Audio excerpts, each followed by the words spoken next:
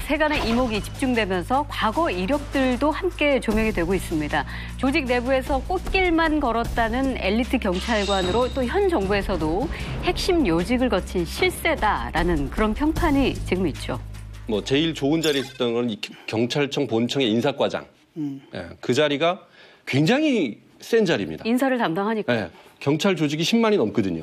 방대한 조직의 이제 인사를 담당하기 때문에 거기다가 상벌까지, 포상까지 이런 걸 또 담당하기 때문에 굉장히 큰 권력이 있는 자리거든요. 네. 경찰청장의 두터운 신임이 없이는 갈 수 없는 자리입니다. 근데 이제 윤 총경이 이 자리에 어떻게 갔느냐. 그러니까 이제 다 말씀하셨지만 엘리트였으니까 간 거 아니냐.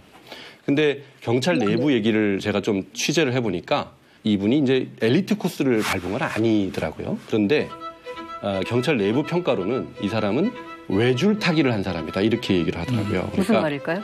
공무원들이 이 총경 이상 뭐 이렇게 되면 굉장히 이제 중상급인데 어느 쪽으로 이렇게 좀 줄대는 그런 경향들이 있는데 예. 정권에 따라서 그런데 이제 양쪽에 다 이렇게 적절히 배분을 하지 않고 한쪽에 몰빵을 하는 그런 사람이었다는 거예요. 그래서 이제 이분이 노무현 정부 때도 청와대 행정관이고 근무 경력이 네. 있죠. 예. 요번에 다시 문재인 정부가 들어서고 다시 청와대에 들어가는 이제 그런 그러니까 뭐 노무현 정부 시절에 말씀하신 대로 청와대 근무 경험이 있고 또 내부 추천이 있어서 지금 문재인 정부에서도 청와대 파견을 갈 수 있었다라는 분석이 있는데 지금 같은 맥락에서 이해를 그렇죠. 할 수 있는 거죠. 근데 이제 사실 이 윤 총경이 총경으로 승진한 시점은 또 박근혜 대통령 시절이거든요. 그러니까 총경이라는 자리는 경찰에서 굉장히 꽃이라고 할 정도로 일반적으로 경찰서장들을 총경이라고 하지 않습니까? 그렇죠.